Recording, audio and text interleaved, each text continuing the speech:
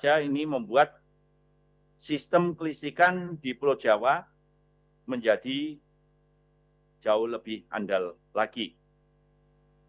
Kemudian di tahun 2027 ini akan ada penambahan 4,6 gigawatt pasokan listrik. Ini pertama adalah pemanfaatan penambahan yaitu baterai energy storage system dari kelebihan energi pada sistem di Jawa, terutama kelebihan energi. Pak Ketua, interupsi. Pak Ketua, interupsi ya. Pak Dirut, tolong dijelaskan sebab terjadi pemadaman bergilir atau blackout di Sumatera dan Pulau Jawa. Apa sebabnya? Berapa lama proses itu terjadi? Maksud saya nggak ada masalah ada interupsi, tetapi melalui pimpinan. Ya saya udah ngomong 5 kali, nggak denger. Tanya nih, ya kan? Oke. Nah setelah saya persilakan baru nanti.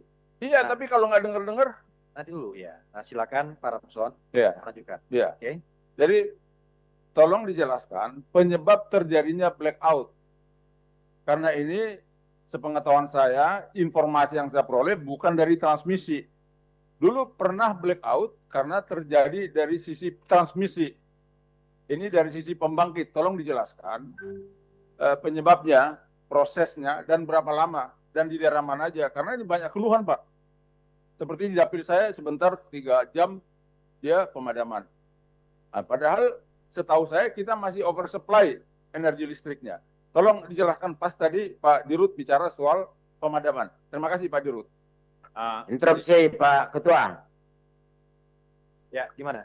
Silakan. Pak Ketua, kalau bisa biarin aja dulu PLN ngomong. Nanti selesai itu baru kita ngomong. Ya. Supaya ini teratur. Jangan main potong-potong. Kalau main potong, saya juga mau potong. Terima kasih. Baik. Jadi saya pikir begini alurnya begini.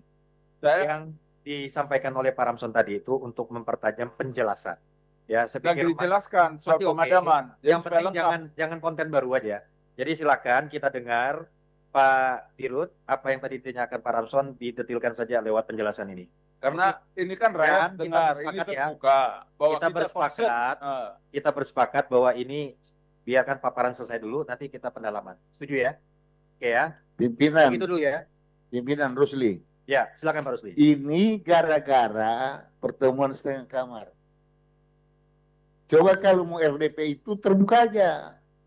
Jangan selesaikan di kamar ini. Terlalu lama kami nunggu di luar tadi.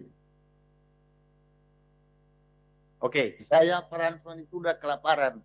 Ya. Nunggu bapak-bapak berbicara di dalam ruangan. Oke, baik. Setengah kamar. Kita lanjutkan ya. Udah terbuka aja sekarang. Pak Cornelis, semua kita punya hak bicara di sini. Oke, silakan. Terima kasih. Terima kasih pimpinan.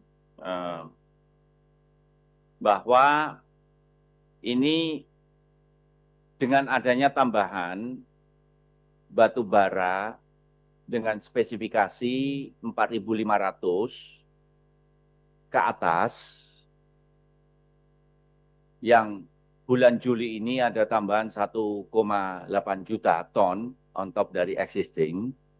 Kemudian bulan Agustus sampai bulan Desember ada tambahan 3 juta existing. Ini tentu saja membuat sistem di Jawa ini yang tadinya memang kami mengakui ada pemadaman bergilir, ini sistemnya langsung meningkat menjadi jauh lebih andal. Nah, memang kami mengakui secara volume ini batu bara produksi nasional untuk yang kalori rendah itu dulu adalah prosentasenya lebih kecil daripada kalori yang tinggi dulu.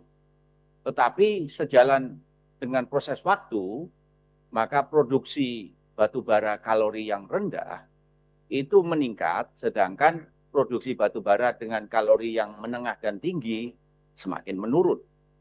Maka dalam hal ini Kementerian ESDM, kemudian dari PLN kami mengoreksi ini dengan adanya khusus pasokan batu bara dengan kalori menengah ke atas, on top dari existing supply yang sudah ada. Nah, tentu saja dengan adanya ini, kendala penyediaan energi listrik yang sempat terjadi di Pulau Jawa ini menjadi terkoreksi dan pemadaman bergilir berhasil diselesaikan dengan baik. Dan untuk itu juga dalam proses ini, karena ini khusus, yaitu pasokan penambahan batu bara on top yang dari ada, yang khusus dengan spesifik 4.500, tentu saja dari kami sendiri request kepada Kementerian SDM dan Kementerian SDM lah yang menyediakan ini dalam bentuk penugasan.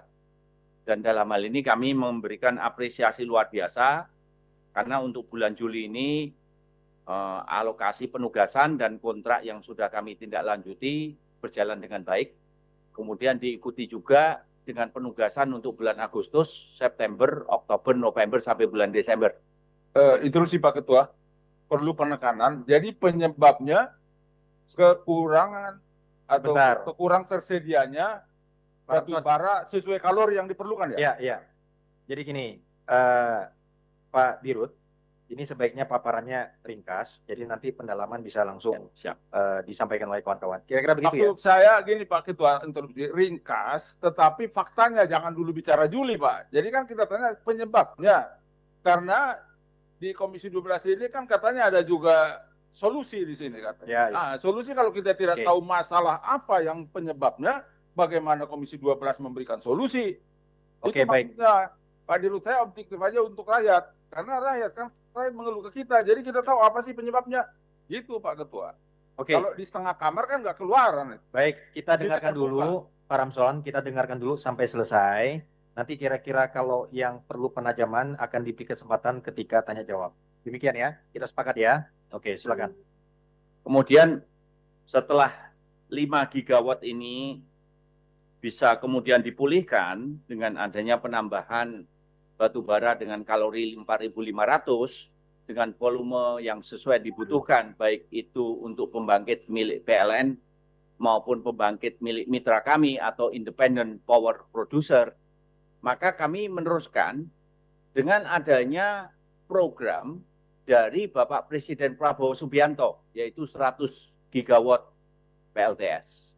Ini program yang berjalan, crash program berjalan dengan cepat, di mana di sini bukan hanya PLTS, tetapi juga PLTS menggunakan baterai energy storage system.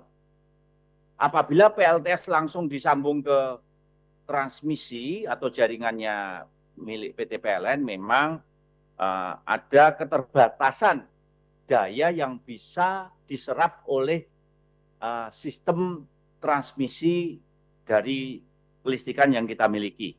Tetapi begitu kita menggunakan baterai energy storage system dengan kapasitas yang cukup besar, maka di tahun 2027 ini akan ada penambahan kapasitas sekitar 4,6 gigawatt on top dari existing capacity. Dan ini tentu saja salah satu tantangannya adalah di proyek-proyek yang lalu adalah keterbatasan dari lahan. Tetapi khusus untuk program dari Bapak Presiden Prabowo Subianto ini, lahan adalah menjadi bagian penugasan dari pemerintah dan juga menggunakan waduk-waduk, sehingga ini kami berkoordinasi secara intens dan juga secara kontinu dengan Kementerian ATR BPN dan juga Kementerian ESDM. Dan dalam hal ini untuk di Pulau Jawa, kemarin sudah dimasukkan usulan dari Kementerian ATR BPN 28.000 hektar. Kemudian kami overlay dengan peta jaringan transmisi dan gardu induk yang kita miliki.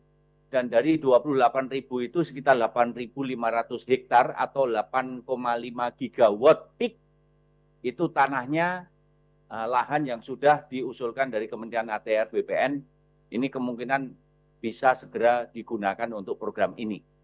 Dan tentu saja ini untuk yang dari lahan tersebut, kami akan membangun PLTS yang kemudian energinya disimpan di baterai energy storage system. Ditambah juga ada pembangunan PLTS dengan BESS di waduk-waduk, yaitu sebesar 10.000 hektar, ini hanya di Pulau Jawa saja, artinya menambah 10 gigawatt peak.